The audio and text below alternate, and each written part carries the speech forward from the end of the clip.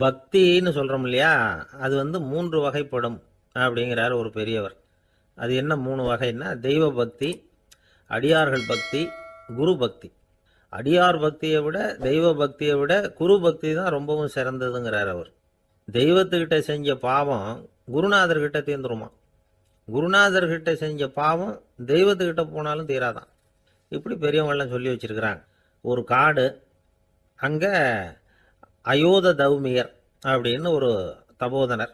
அவர் பல மாணவர்களை ஒன்றா சேர்த்து ஒரு குருகுலம் நடத்திக்கிட்டு இருக்கிறார். பல தரப்பட்டவங்க, பல திறப்பட்டவங்க மாணவர்கள் அதில் சேர்ந்து படிச்சுக்கிட்டு இருக்கிறாங்க. பாஞ்சால ராஜகுமாரன் ஒருத்தனும் அந்த குருகுலத்தில் சேர்ந்து படிச்சுக்கிட்டு இருக்கிறான். அவன் பேர் ஆருணி.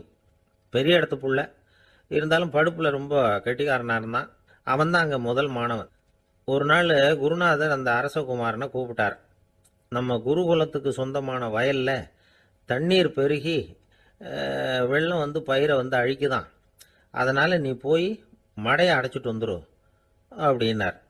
அந்த அரசகுமாரன் உடனே புறப்பட்டான். குருநாதர் சொல்லிட்டார்ல, உடனே புறப்பட்டான். நான் பெரிய இடத்து பிள்ளையாச்சே, ராஜகுமாரனாச்சே, ரொம்ப செல்வாக்கூட வளர்ந்தவனாச்சே, நான் போய் வயலில் இறங்கி வேலை செய்கிறதா அப்படின்னுலாம் அவன் நினைக்கல. குருநாதர் கட்டளையை நிறைவேற்ற வேண்டியது நம்ம கடமை அப்படின்னு நினச்சான். உடனே ஒரு மண்வெட்டியை தூக்கி தோளில் வச்சுக்கிட்டு புறப்பட்டு போயிட்டான். வயலுக்கு போனான். பார்த்தான், தண்ணி கரையை உடச்சிக்கிட்டு வயலுக்குள்ளே ஏகமாக பாஞ்சிக்கிட்டு இருக்குது. இவன் மண்வெட்டியால் களிமண்ணை புல்லோடு சேர்த்து புல் பத்த மாதிரி வெட்டி வெட்டி போட்டான். இருந்தாலும் மடையை அடைக்க முடியல. தண்ணி அதை மீறி வந்துக்கிட்டே இருக்குது. தண்ணி வந்து வேகமாக வயலுக்குள்ளே போய்கிட்டே இருக்குது. போடுற பத்தையெல்லாம் கரைஞ்சி கரைஞ்சி போயிட்டுருக்கு. இருந்தாலும் இவன் தன்னுடைய முயற்சியை கைவிடலை. வெட்டி வெட்டி போட்டுக்கிட்டே இருக்கிறான். காலையில் அங்கே போனவன் சாயந்தரம் வரைக்கும் இப்படி செஞ்சுக்கிட்டு இருக்கிறான். உடம்பும் மனசும் ரொம்பவும் சோர்ந்து போச்சு. இருந்தாலும் குருநாதர் இட்ட கட்டளையை நிறைவேற்றாமல் இருக்கிறோமேங்கிற ஒரு குறை அவனுக்கு இருக்குது. குரு கட்டளையை நிறைவேற்றாத நான் வந்து இன்னமும் இருக்கணுமா அப்படின்னு யோசனை பண்ண ஆரம்பிச்சிட்டான். என்ன செய்யலாம்னு பார்த்தான். நம்ம குருநாதர் இட்ட பணிக்காக இந்த உடம்பையே தியாகம் பண்ணலாம் அப்படின்னு முடிவு பண்ணான். தண்ணி பாயுதில்ல, அதுக்கு குறுக்க விழுந்து அப்படியே மடையை அடைச்சிக்கிட்டு அப்படியே படுத்துட்டான். இது மற்றவங்களுக்கு தெரியாது. அன்னைக்கு ராத்திரி ஒரு விளக்கு முன்னாடி உட்காந்து குருநாதர் பிள்ளைங்களுக்கு பாடம் சொல்லி கொடுத்துக்கிட்டு இருக்கிறார். வரிசையில் இருக்கக்கூடிய ராஜகுமாரனை காணலை. நம்ம ஆருணி எங்கே போனா அப்படின்னு சொல்லி மற்ற மாணவர்களை விசாரித்தார். இப்போ அவங்க சொன்னாங்க, சுவாமி, அவன் காலையில் வயலுக்கு வந்து மடையை அடைக்கிறதுக்காக போனான், நீங்கள் தான் போக சொன்னீங்க, இன்னும் திரும்பி வரல அப்படின்னு அவர் பையன். குருநாதர் உடனே ஒரு தீவெட்டி எடுத்துக்கிட்டு மாணவர்களை அழைச்சிக்கிட்டு வயலுக்கு போனார். அங்கே போய் பார்த்தா ஆளை காணும். ஆருணி ஆருணின்னு சொல்லி சத்தம் போட்டு கூப்பிட்டு பார்க்குறார். நான் இங்கே இருக்கேன் குருநாதா அப்படின்னு காலுக்கு அடியிலேருந்து ஒரு சத்தம் வருது. குனிஞ்சு பார்த்தா அவன் மடையில் படுத்துருக்கிறான். என்னப்பா இதுன்னார். காலையிலேருந்து இந்த மடையை அடைச்சி பார்த்தேன் சுவாமி, முடியல, அதனால் இப்படி குறுக்க படுத்துட்டேன். என்னை தாண்டறதுக்கு பயந்து போய் தண்ணியை தேங்கி நின்றுட்டுது அப்படின்னா. அவனுடைய குரு பக்தியையும் அவனை தாண்டறதுக்கு அஞ்சு நிற்கிற தண்ணி தேக்கத்தையும் பார்த்துட்டு எல்லாரும் ரொம்ப ஆச்சரியப்பட்டு போயிட்டாங்களாம். ஆருணி எழுந்திரிச்சு வா அப்படின்னு கூப்பிட்டாரான் குருநாதர். அவன் தண்ணீரை பொழந்துக்கிட்டு எழுந்திரிச்சு வந்தானான். அதனால அவனுக்கு வந்து உத்தாலகன் அப்படின்னு ஒரு பேர். உத்தாலகன்னா தண்ணீரை பிளந்தவன் அர்த்தம். அந்த உத்தாலகன் மாதிரி இந்த காலத்து மாணவர்களுக்கும் குரு பக்தி வேணும் அப்படின்னு சொன்னோம் ஒரு பள்ளிக்கூடத்தில். உடனே நிறைய மாணவர்கள் எழுந்திரிச்சு நின்னாங்க. சார், நீங்கள் எங்களை வந்து இன்னமும் சரியாக புரிஞ்சுக்கலன்னு நினைக்கிறோம். அன்னைக்காவது ஒருத்தன் அப்படி இருந்தான், இன்னைக்கு ஏகப்பட்ட உத்தாலகர்கள் இருக்கிறோம்.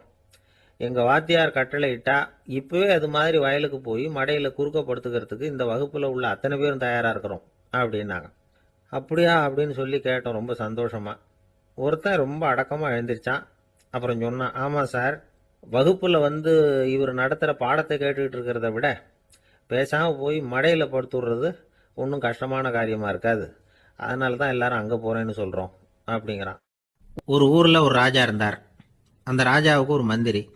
ராஜா ரொம்ப நியாயமானவர், நேர்மையானவர், கண்டிப்பானவர். தப்பு செய்கிறது யாராக இருந்தாலும் தண்டனை கொடுப்பார். வேண்டியவங்களுக்கு ஒரு நியாயம், வேண்டாதவங்களுக்கு ஒரு நியாயங்கிறதெல்லாம் அவர்கிட்ட கிடையாது. ஒரு சமயம் அரசவையில் அந்த அமைச்சரே வந்து விதிமுறைகளுக்கு புறம்பா ஏதோ நடந்துகிட்டு இருக்கார். மன்னருக்கு கோபம் வந்துட்டுது. உடனே அந்த அமைச்சரை கிட்டத்தில் கூப்பிட்டு அவர் கன்னத்தில் ஓங்கி ஒரு அறை கொடுத்துட்டாராம். உடனே அந்த அமைச்சர் என்ன பண்ணார் தெரியுமா, நேராக போனார். அங்கே நின்றுகிட்டு இருந்த இன்னொருத்தர் கன்னத்தில் ஓங்கி அரைஞ்சார். அறை வாங்கினவர் திகைச்சு போயிட்டார். இவர் ஏன் நம்மளை வந்து அரைகிறார் அப்படின்னு யோசனை பண்ணார். மன்னரும் திகைச்சு போயிட்டார். நாம இவரை அரைஞ்சா அதுக்காக இவரு போய் இன்னொருத்தரை அரையணுமா அப்படின்னு யோசனை பண்ணார் அவர். இவருக்கு என்ன பைத்தியமானு கூட நினைக்க ஆரம்பிச்சுட்டார். ஆனா என்ன ஆச்சுன்னா, அப்புறம் அமைச்சர் அவர் கவனிச்சுக்கிட்டு இருந்தாரா, அவர் இன்னொருத்தர் அரைஞ்சார் இல்லையா, அந்த அறை வாங்கின ஆசாமியை பார்த்து கத்திக்கிட்டு இருந்தார் யார் அமைச்சர். ஏன்பா என்கிட்ட அறைய வாங்கிட்டு இப்படி விவரம் இல்லாமல் நின்றுட்டு இருக்கிறிய, நான் உனக்கு கொடுத்ததை நீ வேற யாருக்கிட்டையாவது கொடுத்துரு அப்படின்னார். உடனே அந்த ஆள் பார்த்தான், தனக்கு அடுத்தபடியா நின்றுட்டு இருந்தவனை ஓங்கி ஒரு அறை அரைஞ்சான். அவன் கண்ணத்தை தடவிட்டே யோசனை பண்ணான். இது ஏதோ புரிஞ்சுக்கிட்ட மாதிரி அடுத்தாப்புல நின்றுட்டு இருந்தவனை அரைஞ்சான். இப்படி இந்த அறை வந்து மாறி மாறி போய்கிட்டே இருக்குது. ஊரு பூரா பிரயாணம் பண்ண ஆரம்பிச்சுட்டுது. அன்னைக்கு ராத்திரி அந்த ராஜா படுக்கிறதுக்காக போனார். அந்த நேரம் பார்த்து அவர் கண்ணத்துல பலார்னு ஒரு அறை விழுந்தது. நம்மளே அரையிறது யாரு அப்படின்னு அதிர்ச்சியோட மன்னர் திரும்பி பார்க்கறாரு. அரைஞ்சது அவரோட மனைவி. என்னாச்சு உனக்குன்னு கத்துனார் ராஜா. உங்களுக்கு தெரியாதா, ஊர் பூரா ஒருத்தர் மாத்தி ஒருத்தர் மூலமா இந்த அறை வந்து பிரயாணம் பண்ணிட்டு வருது அப்படின்னாங்க அந்த அம்மா. அப்படின்னா ஆரம்பிச்ச இடத்துக்கே வந்துட்டுதா அப்படின்னாராம் மன்னர். என்ன சொல்றீங்கன்னு கேட்டிருக்காங்க. இவர் விவரத்தை சொன்னாராம். அப்படின்னா நீங்க ஆரம்பிச்சு வச்ச இந்த விளையாட்டை நான் முடிச்சு வச்சுட்டேன் அப்படின்னாங்களாம் அந்த அம்மா. மறுநாள் காலை மறுபடியும் அரசவை கூடிச்சு அந்த அமைச்சர் மன்னரை பார்த்து கேட்டார், என்ன மகாராஜா, என்கிட்ட கொடுத்ததை திருப்பி வாங்கிட்டீங்களா அப்படின்னாராம். இப்படி நடக்கும்னு நான் எதிர்பார்க்கவே இல்லைன்னார் மன்னர். ஆனா நான் எதிர்பார்த்தேன். அது எங்க போயிட போகுது, ஊர் பூரா சுத்தி கடைசியில் உங்ககிட்ட தான் வந்து சேரும் அப்படிங்கிறது எனக்கு தெரியும் அப்படின்னார் அமைச்சர். இந்த கதை வந்து வேடிக்கையா இருந்தா கூட இதில் உள்ள கருத்து முக்கியமானது. இந்த உலகத்துல பல கருத்துக்கள் இப்படிதான் மாறி மாறி சுத்தி வந்துகிட்டே இருக்குது. நம்மாலும் ஒருத்தன் தன்னுடைய நண்பன் ஒருத்தனை கடத்தெருவில் பார்த்தான். உடனே ஓடி போய் பலார்னு ஒரு அறை கொடுத்தானா. அவன் கண்ணத்தை தடவிட்டு ஏன்டா என்ன அரைஞ்சேன்னு கேட்டிருக்கான். நீ ஏன்டா என்ன முட்டாள்னு என் மனைவிட்ட போய் சொன்னேன் அப்படின்ட்டு இருக்கான் அவன். உன்னை ஒரு முட்டாள்னு சொன்னதுக்காகவா நீ என்ன அரைஞ்ச அப்படின்னு கேட்டிருக்கான் இவன். டேய், நான் அதுக்காக அறையலப்பா, அது ஒரு பெரிய ரகசியம். நான் முட்டாளுங்கிறது அந்த ரகசியத்தை நீ வந்து ஏன் எங்க வீட்டில் போய் சொன்னேன், அதுக்காக தான் அரைஞ்சேன் அப்படின்னு நானா. துருக்மேனியாவில் அஷ்காபாத் அப்படின்னு ஒரு நகரத்தில் ஒரு புவியியல் விஞ்ஞானி இருந்தார். அவரு ஒரு நாய்க்குட்டி வளர்த்தார். ஒரு நாள் முன்னிரவு நேரம் ஒரு மேஜைக்கு முன்னாடி உட்காந்து அந்த விஞ்ஞானி ஏதோ கணக்கு போட்டுக்கிட்டு இருக்கிறார். அவருக்கு ஒரு சின்ன பெண் குழந்தை, அது தொட்டிலில் தூங்கிட்டு இருக்குது. அந்த நாய்க்குட்டியும் ஒரு மூலையில் படுத்து அது பாட்டுக்கு தூங்கிட்டு இருந்தது. ஒரே அமைதி. அந்த நேரத்தில் திடீர்னு அந்த நாய்க்குட்டி துள்ளி எழுந்திருச்சுது. நேராக குழந்தைகிட்ட ஓடிச்சு. அந்த குழந்தைய அது போட்டிருந்த ட்ரெஸ்ஸோட சேர்த்து கவ்வி தூக்குச்சு. தூக்கிக்கிட்டு வாசல் பக்கம் ஓடிச்சு. நாய்க்குட்டி குழந்தைய கவ்வி தூக்க முடியுமாங்கிற சந்தேகம் உங்களுக்கு இல்லையா? நீங்கள் வந்து நம்ம ஊர் நாய்க்குட்டியவே பார்த்து பழக்கப்பட்டிருக்கீங்க. அதனால் நம்புறதுக்கு சிரமமாக இருக்கும். அந்த ஊர்ல எல்லாம் அது வந்து ரொம்ப ஸ்ட்ராங்காக இருக்கும். ஒரு ஏதோ கண்ணுக்குட்டி மாதிரி இருக்கும். விஞ்ஞானி அதை பார்த்துட்டார். உடனே அந்த நாய்க்கு வந்து வெறி பிடிச்சிட்டுதுன்னு முடிவு பண்ணிட்டு தன்னோட கை துப்பாக்கி எடுத்துக்கிட்டு ஓடி வந்தார். அவர் வெளியில வந்து நாய்க்குட்டி எங்க அப்படின்னு பார்த்து தேடுறார். அந்த நேரத்தில் அந்த வீடு வந்து இடிஞ்சு விழுது. காரணம் பூமி அதிர்ச்சி. இப்படி பூமி அதிர்ச்சி உண்டாக போகுதுங்கிறது அந்த நாய்க்குட்டிக்கு முன்னாடியே தெரிஞ்சு போச்சு. அதுதான் குழந்தைய தூக்கிட்டு வெளியில ஓடி வந்திருக்குது. அது மூலமா அந்த குடும்பத்தையே காப்பாத்தி இருக்குது அந்த நாய்க்குட்டி. இந்த சம்பவம் நடக்கிறதுக்கு 3 நாளைக்கு முன்னாடியே சில பிராணிகளுக்கு இப்படி நடக்க போகுதுங்கிறது தெரிஞ்சிருக்குதான். ஆமா, அந்த நகரத்துல 3 நாளைக்கு முன்னாடியே பாம்பு, பல்லி இதெல்லாம் அது தங்கியிருந்த வலையை விட்டு வெளியில ஓடி வந்துட்டுது. அதே மாதிரி அங்க இருந்த புறாவெல்லாம் பறந்து போயிடுச்சான். இதே மாதிரி யுகோஸ்லோவியாவில் கூட ஒரு நகரம், அங்க ஒரு நாள் ராத்திரி ஒரு மிருக காட்சி சாலையில திடீர்னு ஒரு பெரிய கலவரம், கூச்சல், குழப்பம். அங்க இருந்த கழுதை, புலி, யானை, பறவை எல்லாம் கண்ணாபின்னான்னு கத்த ஆரம்பிச்சுட்டுது. நீர் யானை அதுக்குன்னு போடப்பட்டிருந்த தடுப்பையே தாண்டி குதிச்சு வெளியில வந்துட்டுதான். மறுநாள் தான் எல்லாருக்கும் விஷயம் புரிஞ்சுது. அடுத்த நாள் காலையில அங்க பூமி அதிர்ச்சி உண்டாயிட்டுது. இப்ப பாருங்க, அதாவது மனுஷனை போய் தீர்க்க தரிசி அது இதுன்னு சொல்லிட்டு இருக்கிறோம். இவனை விட அது பரவாயில்லைன்னு தோணுது. அதாவது மிருகங்கள் ஒன்று நடக்க போகுதுங்கிறத முன்னாடியே புரிஞ்சுக்குதே. சரி, இதெல்லாம் எப்படி அது முன்கூட்டி புரிஞ்சுக்குது? அதுதான் படைப்பு ரகசியம். அதை கண்டுபிடிக்கிறதுக்கு தான் மனுஷன் வந்து ஆராய்ச்சி பண்ணிட்டு இருக்கிறான். விஞ்ஞானிகளோட ஆராய்ச்சியெல்லாம் ஒரு பக்கம் இருக்கட்டும், வீட்டுக்குள்ளேயே சில ஆராய்ச்சி பண்ணி பாருங்களேன். இப்ப சில யோசனை சொல்லி அதை சோதனை பண்ணி பாருங்க அப்படின்னு ஒருத்தர் சொன்னாராம். அதாவது இப்ப மழை வருமா வராதா அப்படின்னு தெரிஞ்சுக்கணுமா, உடனே ஒரு பூனைக்குட்டி பின்னாடியே மெதுவா போய் அது என்ன செய்யுதுன்னு கவனிச்சு பார்க்கணும். பூனைக்குட்டி தன்னோட பாதத்தினால சுகத்துல வந்து அப்படி கீறிக்கிட்டு இருக்கும். அப்படி கீறினா கண்டிப்பா மழை வரும். சில சமயம் பூனைக்குட்டி அப்படி மல்லாந்து படுத்துக்கிட்டு பாதத்தை உயர தூக்கும், அப்படியும் அப்படியும் புரளும். இப்படி செஞ்சதுன்னா அன்னைக்கும் மழை இருக்காது. அதனால முன்னாடி இருந்தது மழை வர்றதுக்கு அறிகுறி, இது மழை இல்லைங்கிறதுக்கு அறிகுறி. பறவைகள், பிராணிகள் இதுகளோட நடவடிக்கைகளை பார்த்துட்டு அதையெல்லாம் அடிப்படையாக வச்சு தான் காலநிலையை கண்டுபிடிக்கிற கருவிகளை கண்டுபிடிச்சிருக்கிறாங்க. வாத்து இருக்குல்ல, சில சமயம் தன்னோட அழகை தன்னோட இறகுகளில் அப்படியே புதைச்சிக்கும். அப்படி செஞ்சா குளிர்காலம் வரப்போகுதுன்னு அர்த்தம். பருவநிலை குளிரா மாறப்போகுதுங்கிறதுக்கு இதுதான் அறிகுறி. சிட்டுக்குருவி இருக்குதுல்ல, அதெல்லாம் புழுதியில் உழுந்து புரளும், சிறகுகளை படபடன்னு அடிச்சுக்கும். அப்படி செஞ்சா மழை வரப்போகுதுன்னு அர்த்தம்.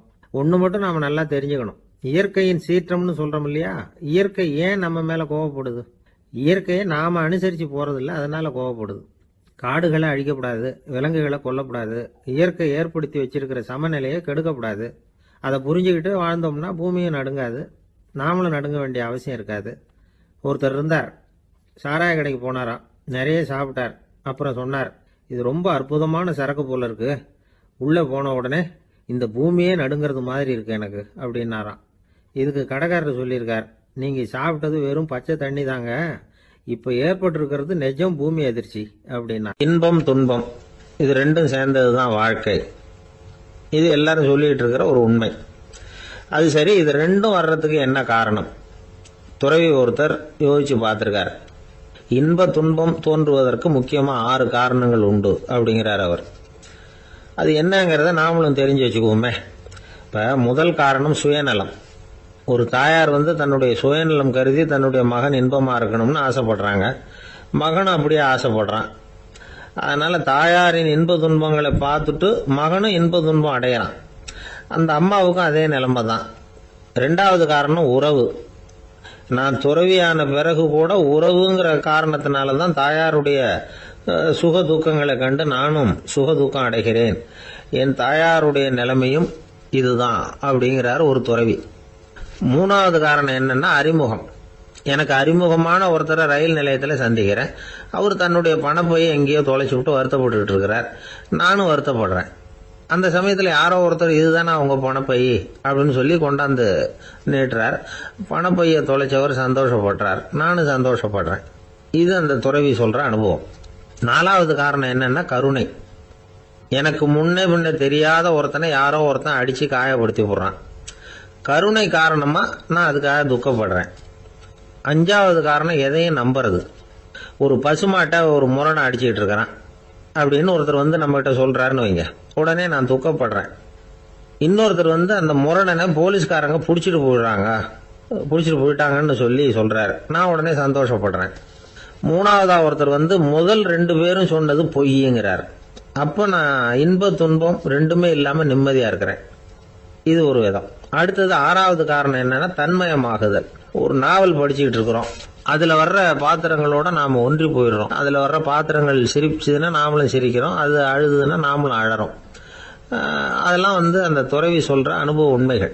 இன்ப துன்பம் இது ரெண்டும் தோன்றுவதற்கு சுயநலம், உறவு, அறிமுகம், கருணை, எதையும் நம்புறது, தன்மயமாகிறது, இது எல்லாம் தான் முக்கிய காரணம் அப்படின்னு அவர் சொல்றார். ஆக கூடி ஒட்டு மொத்தமா யோசனை பண்ணி பார்த்தா பிற பொருள்கள் மீது பற்றுதல் காரணமா தான் நாம இன்ப துன்பம் அடையிறோம் அப்படிங்கிறத புரிஞ்சுக்க முடியுது. மனுஷன் இன்ப துன்பம் அடையறதுக்கு 7வது காரணம் கூட ஒன்று உண்டு அப்படின்னு சொல்லிட்டே வந்தார் ஒருத்தர். அது என்ன அப்படின்னு கேட்டோம். அதுதான் சார் இந்த நீங்க சொல்லிட்டு வர்ற இன்று ஒரு தகவல்னார். எப்படி சொல்றீங்கன்னு கேட்டோம். இன்று ஒரு தகவல் கேட்க ஆரம்பிக்கிறப்போ மனசுல இன்பம், ஆரம்பிச்ச உடனே இது ஏற்கனவே கேட்ட சமாச்சாரமாச்சே அப்படின்னு நினைக்கிறப்போ துன்பம் அப்படின்னு அதுக்கு ஒரு விளக்கம் கொடுத்தார் அவர். ஒரு வயசான பாட்டியின் தாத்தாவும் ஒரு பூங்காவில் உட்காந்து பேசிக்கிட்டு இருக்கிறாங்க. அவங்களுக்கு கல்யாணம் ஆகி 53 வருஷம் ஆச்சு. பிள்ளைங்கள்லாம் படிச்சு பெரிய பெரிய வேலையில் இருக்கிறாங்க. பேரன் பேத்திகளும் நல்ல நிலைமையில இருக்கிறாங்க. இந்த தாத்தாவும் பாட்டியும் சிரிச்சு பேசிக்கிட்டு இருந்ததை ஒரு பெரியவர் பார்த்தார். அவருக்கு ஆச்சரியமா இருந்தது. இந்த வயசுலயும் இவ்வளவு அந்யோன்யமா இவங்க பேசிக்கிட்டு இருக்கிறாங்களே அப்படின்னு நினைச்சார். சரி, நேரிலேயே கேட்டுருவோமே அப்படின்னு நினைச்சுக்கிட்டு கிட்ட போனார். உங்க மன வாழ்க்கையின் வெற்றிக்கான ரகசியம் என்ன அப்படின்னு கேட்டார். இதை கேட்டதும் அந்த தாத்தா சிரிச்சுக்கிட்டே பாட்டியை பார்த்தாராம். அதுக்கப்புறம் சொன்னாராம், நான் இந்த அம்மாவை கல்யாணம் பண்ணிட்டதுக்கும் எங்களுடைய இல்வாழ்க்கை இவ்வளவு நாளா பலம் குறையாம மகிழ்ச்சியா இருக்கிறதுக்கும் காரணம் ஒண்ணுதான். அது என்ன காரணம்னா, எங்களுக்கு இடையில பொதுவா நிறைய குறைகள் உண்டு, அதுதான் காரணம் அப்படின்னாராம். அவர் சொல்றது சரிதான் அப்படிங்கிறது மாதிரியே அந்த பாட்டியும் அவரை நிமிர்ந்து பார்த்தாங்களாம். இந்த பெரியவர் மறுபடியும் அந்த பாட்டியை பார்த்து அதே கேள்வியை கேட்டிருக்கார். உங்களுடைய நீண்டகால மன வாழ்க்கைக்கு கிடைச்ச வெற்றி எதனாலேன்னு சொல்ல முடியுமா அப்படின்னு கேட்டாராம். அவங்களும் சிரிச்சுக்கிட்டே பதில் சொன்னாங்களாம். என்ன பதில் தெரியுமா? சில பேரை நாம குறிப்பிட்ட பண்புகளுக்காக நேசிக்கிறோம், வேற சிலரை நாம் அந்த பண்புகள் இல்லாத குறைகளுக்காகவே விரும்பி பழகிறோம் இல்லையா அப்படின்னு கேட்டுட்டு தலையை குனிஞ்சுக்கிட்டாங்களாம் அந்த பாட்டியம்மா. அவங்க அப்படி சொன்னதை கேட்டதும் இவருக்கு புதுசா ஞானம் பிறந்தது மாதிரி இருந்துதான். இதுதான் மனம் நிறைந்த மன வாழ்க்கை அப்படிங்கிறார் சுவாமி சின்மயானந்தர். பண்புகளை எப்படி நேசிக்க முடியுதோ அதே மாதிரி பண்புகள் இல்லாத குறைகளையும் நேசிக்க முடியும். மனசுதான் காரணம். ஒரு மேல்நாட்டு தம்பதி, அவங்களும் தாத்தா பாட்டி தான். அவங்க 2 பேரும் ஒரு பூங்காவில் உட்காந்து சிரிச்சு பேசிக்கிட்டு இருக்கிறாங்க. அதை ஒருத்தர் பார்த்தார். அவருக்கு ஆச்சரியம், இவ்வளவு காலம் ஆகி இந்த வயசுலயும் இப்படி அன்பா பேசிக்கிட்டு இருக்கிறாங்களே அப்படிங்கிற ஆச்சரியம். கிட்ட நெருங்கி போனாரு. கேட்டார், ஏன் தாத்தா உங்களுக்கு கல்யாணம் ஆகி எவ்வளவு வருஷம் ஆச்சுன்னார். 55 வருஷம் ஆச்சுன்னாராம் அவரு. இன்னமும் இவ்வளவு சந்தோஷமா இருக்கிறீங்களே, அதுக்கு என்ன காரணம்னு கேட்டிருக்கார். அதுக்கு என்ன காரணம்னா, இதுவரைக்கும் எங்களுக்குள்ள சண்டையே வந்ததில்லை அப்படின்னாராம். அது எப்படி முடியும்னு கேட்டிருக்கார் இவர் ஆச்சரியமா. அந்த தாத்தா சொல்ல ஆரம்பிச்சாராம், பாருப்பா, எங்களுக்கு கல்யாணம் ஆன புதுசுல நானும் என்னுடைய மனைவியும் ஒரு குதிரை மேலே ஏறி ஒரு காட்டு வழியா போய்கிட்டு இருந்தோம். கொஞ்ச தூரம் போனதும் அந்த குதிரை எடக்கு பண்ணிச்சு. நான் உடனே கீழே இறங்கி அந்த குதிரையை பார்த்து, இது உனக்கு முதல் தடவை அப்படின்னு மிரட்டலா சொல்லிவிட்டு ஏறி உக்காந்தேன். மறுபடியும் போனோம். கொஞ்ச தூரம் குதிரை நல்லபடியா நடந்து போச்சு. மறுபடியும் எடக்கு பண்ண ஆரம்பிச்சுட்டுது. நான் கீழே இறங்கினேன். கையில் இருந்த சாட்டையால ஓங்கி ஒரு அடி கொடுத்தேன். இது உனக்கு 2வது தடவை அப்படின்னு சொல்லிவிட்டு ஏறி உக்காந்தேன். மறுபடியும் குதிரை கொஞ்ச தூரம் நல்ல விதமா நடந்து போச்சு. அப்புறமும் எடக்கு பண்ண ஆரம்பிச்சுட்டுது. அந்த சமயத்துல ஒரு ஆற்று பாலத்தை கடந்து போய்கிட்டு இருக்கிறோம். நான் கீழே இறங்கினேன். என்னுடைய மனைவியையும் கீழே இறங்க சொன்னேன். அந்த குதிரையை பிடிச்சி அப்படியே ஆத்துல தள்ளி விட்டுட்டேன். தள்ளி விட்டுட்டு, இது உனக்கு கடைசி தடவை அப்படின்னு சொன்னேன். அதை பார்த்ததும் என் மனைவி பதறி போயிட்டாங்க. போய், ஐயோ பாவம், என்ன இப்படி பண்ணிவிட்டீங்க, உங்களுக்கு மனசுல கொஞ்சம் கூட இறக்கமே இல்லையா அப்படின்னாங்க. நான் மெதுவா இவங்க பக்கம் திரும்பி, இது உனக்கு முதல் தடவை அப்படின்னேன். அவ்வளவுதான். அன்னையிலிருந்து இன்னைய வரைக்கும் ஒரு நாள் கூட எங்களுக்குள்ள சண்டையே வந்ததில்லை அப்படின்னு விளக்கம் கொடுத்தார் அந்த தாத்தா. மனிதர்கள்ல சில பேர் ரொம்ப வித்தியாசமா நடந்துக்குவாங்க. மற்றவங்களுக்கு அது ரொம்ப ஆச்சரியமா கூட இருக்கும். அந்த ஆள் ஒரு மாதிரி பார்த்து நடந்துக்கோ அப்படின்னு கூட சொல்றது உண்டு. இவங்களை பார்த்து நாம பித்து குளியும்போம். உளவியல் இவங்களை எக்ஸென்ட்ரிக்ஸ் அப்படின்னு சொல்லுது. இவங்களை மனநோயாளிகள்னு தவறா புரிஞ்சுக்க கூடாது. அவங்க வேற, இவங்க வேற. எக்ஸென்ட்ரிக்ஸ் பத்தின சில விவரங்கள் ஒரு புத்தகத்துல இருக்கு. அதாவது ஸ்காட்லாந்துல ஒரு உளவியல் மருத்துவர் அதை எழுதியிருக்கிறார். அவர் பேரு டாக்டர் டேவிட் வீக்ஸ். அவருக்கு ஒரு உதவியாளர் இருந்தாராம். அவர் பேரு கேட் வுட். இவங்க 2 பேரும் சேர்ந்து இங்கிலாந்து பூரா சுத்தி பார்த்திருக்காங்க. 3 வருஷம் சுத்தினாங்களாம். நான் சொன்னது மாதிரி ஒரு மாதிரியா இருக்கிற ஆசாமிகள் பல பேரை சந்திச்சு பேசி அவங்கள பத்தி ஆய்வுலாம் நடத்தி இருக்கிறாங்க. அப்படி நடத்தி அதை ஒரு புஸ்தகமா எழுதியிருக்கிறாங்க. நிறைய பேசி பார்த்துட்டு அவங்க சொல்லி இருக்கிறத கேட்டா ரொம்ப ஆச்சரியமா இருக்குது. நாம இவங்களை பார்த்து பித்துக்குழிங்கிறோம், எக்ஸென்ட்ரிக்ஸ் அப்படின்னு சொல்றோம், கிண்டல் கூட பண்றோம். ஆனா அவங்களோட அறிவு ரொம்ப தெளிவானதான். இந்த ஆராய்ச்சியாளர்கள் சொல்றாங்க. அவங்க உடல் நலமும் ரொம்ப நல்லா இருக்குதான். உடம்புலயும் எந்த கோளாறும் இல்லையா. அவங்களுக்கு மகிழ்ச்சியும் அதிகமா, ஆயுளும் அதிகமா. அவங்கள பல பேர் என்ன சொல்றாங்கன்னா, நீங்க நினைக்கிறது மாதிரி இல்லை நாங்க, ஆனா நாங்க மற்றவங்கள்ல இருந்து வேறுபட்ட தன்மை உள்ளவங்க அப்படிங்கிறத ஒத்துக்கிறாங்களாம். இந்த உலகம் பிறந்ததுல இருந்தே இப்படிப்பட்ட வித்தியாசமான ஆசாமிகளும் பிறந்திருக்கிறாங்க. சரி, அப்படிப்பட்டவங்க எப்படி இருப்பாங்க? இப்ப ஒரு மகாராஜா தன்னோட நாய்க்கு லட்சக்கணக்கில் பணம் செலவு பண்ணி கல்யாணம் பண்ணி வச்சிருக்கிறார். ஒரு கோடீஸ்வரர் தான் வளர்த்துக்கிட்டு இருந்த பூனைகளுக்கு தன்னோட சொத்து பூராவை எழுதி வச்சிருக்கிறார். இது மாதிரி ஒருத்தர் 2 பேர் இல்ல, நிறைய பேர் உண்டு. சில பேர் எப்படி தெரியுமா, அவங்களுக்கு வசதியில எந்த குறையும் இருக்காது. வீடு, காரு, பணம் எல்லாம் தாராளமா இருக்கும். அப்படி இருந்தாலும் அவங்க கிட்ட ஒரு பழக்கம் இருக்கும். யாராவது ஒரு நண்பர் வீட்டு விசேஷத்துக்கு போயிருப்பார், இல்லைன்னா ஒரு கடைக்கு போயிருப்பார். அவங்க ரொம்பவும் மரியாதையா வரவேற்று எல்லாம் பண்ணிட்டு இருப்பாங்க. ஆனா இவரு அவங்களுக்கு தெரியாம ஏதாவது ஒரு பொருளை திருடி பாக்கெட்ல ஓடிட்டு வந்துருவார். அப்படி வந்தாதான் இவருக்கு திருப்தி. பல பேர் அவங்க வளர்த்த பிராணிகளுக்கு பளிங்கு கல்லால சமாதி கட்டி வச்சிருக்கிறாங்க. இப்படிலாம் பண்றாங்க. பல பேர் அவங்களுக்கு பிடித்தமான ஒருத்தர் எப்படியோ அதே மாதிரி தலைமுடி, தாடி வச்சுக்கிறது, உடை உடுத்திக்கிறது, மலை குகையில போய் குடியிருக்கிறது, இப்படி எவ்வளவோ வினோதமான நடவடிக்கைகள். இவங்களையெல்லாம் ஆய்வு பண்ணின டாக்டர் வீக்ஸ் என்ன சொல்றாரு தெரியுமா? பொதுவா இவங்க உயர்ந்த புத்திசாலிகளா இருக்கிறாங்க. ஒருமைப்பட்ட மனம், கருமையுமே கண்ணான பண்பு, தனிமையை நாடுற மனப்பான்மை எல்லாம் இவங்களுக்கு உண்டு. அவங்கள பல பேர் அவங்க பெற்றோருக்கு முதல் குழந்தை அல்லது ஒரே குழந்தை இப்படிதான் இருக்கிறாங்க. இது மாதிரியானவங்க பெண்கள் ஒரு பங்குன்னா ஆண்கள் 2 பங்கு. இவங்கெல்லாம் ஆக்கப்பூர்வமான செயல் செய்யறாங்க. அப்படிப்பட்டவங்களா தான் இருக்கிறாங்க. அடுத்தவங்க கிட்ட அன்பு காட்டுறவங்களா இருக்கிறாங்க. உற்சாகம் ஊட்டுறவங்களா இருக்கிறாங்க. அவங்களுடைய ஆக்கப்பூர்வமான பணிகளுக்கு ஊக்கம் கொடுத்தா அவங்க மன சந்தோஷமும் உடல் நலமும் பெருகும், ஆயுளும் கூடும். இதெல்லாம் அந்த டாக்டருடைய கண்டுபிடிப்பு. பித்துக்குளித்தனத்துக்கும் மனநோய்க்கும் வித்தியாசம் உண்டுங்கிறத சொல்றதுதான் இந்த தகவல். அதனால ரெண்டும் ஒண்ணுன்னு நினைச்சிடக்கூடாது. ஒரு நண்பன் ஒருத்தனை பத்தி சொல்றோம். அவன் எந்த வகைன்னு நீங்களே முடிவு பண்ணுங்களேன். அவன் ஒரு கல்யாண வீட்டுக்கு போய் சாப்பிட்டுட்டு வெளியில வந்தோம். அவன் கூட வெளியில வந்த உடனே ரொம்ப நேரமா தன்னோட செருப்பை தேடிட்டு இருந்தான். என்னப்பா இன்னுமா உன் செருப்பு கிடைக்கல அப்படின்னு கேட்டோம். இல்ல என்னது முன்னாடியே கிடைச்சுட்டுது, அதை விட நல்லதா ஏதாவது கிடைக்குமான்னு பாக்குறேன் அப்படின்னா. ஊர்ல ஒரு ஞானி இருந்தார். ஒரு நாள் அவரை தேடிட்டு ஒருத்தர் வந்தார். வந்தவர் ஞானியை பார்த்து ஒரு கேள்வி கேட்டார். ஐயா, உங்களுடைய சாதனை என்ன? இதுதான் அவர் கேட்ட கேள்வி. இதை கேட்டதும் அந்த ஞானி நிமிர்ந்து இவரை பார்த்தார். அப்புறம் சொன்னார், அது ஒன்றும் பெரிய விஷயம் இல்லை, அது ரொம்ப எளிமையான ஒண்ணு. எப்ப எனக்கு பசிக்குதோ அப்ப நான் சாப்பிட்டுருவேன், எப்ப எனக்கு தூக்கம் வருதோ அப்ப நான் தூங்கிடுவேன், அவ்வளவுதான் அப்படின்னார். கேள்வி கேட்டவர் ஒரு மாதிரி ஆயிட்டார். ஐயா, இதே தானே நாங்களும் செய்யறோம், இதுல என்ன அதிசயம் இருக்கு அப்படின்னார். இப்ப அந்த ஞானி சொன்னாராம், இங்கதான் நீங்க தப்பு பண்றீங்க அப்படின்னாராம். அப்படியான்னாரு இவரு. ஆமா அப்படின்னாராம். நீங்க செய்யற தவறு எனக்கு புரியுது. ஏன்னா நான் உங்களை மாதிரி நான் வாழ்ந்து பார்த்திருக்கிறேன். அதனால என்னுடைய அனுபவத்துல உங்களுக்கும் எனக்கும் உள்ள வித்தியாசத்தை உணர முடியுதுன்னாரா. என்ன சொல்றீங்க, எனக்கு ஒன்னும் புரியலையேன்னாரா இவரு. இத பாருங்க, சாப்பிடுறதுங்கிறது நாம 2 பேருக்கும் பொதுவான ஒரு காரியம்தான். ஆனா நீங்க சாப்பிடுறதுக்கும் நான் சாப்பிடுறதுக்கும் வித்தியாசம் இருக்கு அப்படின்னாராம். என்ன வித்தியாசம்னு கேட்டிருக்கார்.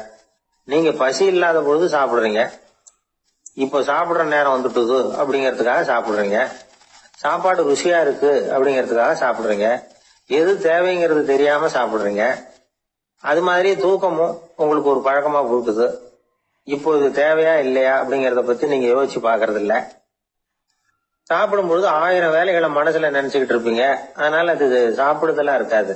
அதே மாதிரி நீங்க தூங்கும் பொழுதும் அது தூங்குதலா இருக்காது. ஏகப்பட்ட கனவுகள் வரும். உங்க மனசு மேலும் மேலும் கனவுகளை உருவாக்கி கொண்டே இருக்கும். அதனால எனக்குள்ள நடக்கிறது வேற மாதிரி, நீங்க நினைக்கிற மாதிரி இல்ல.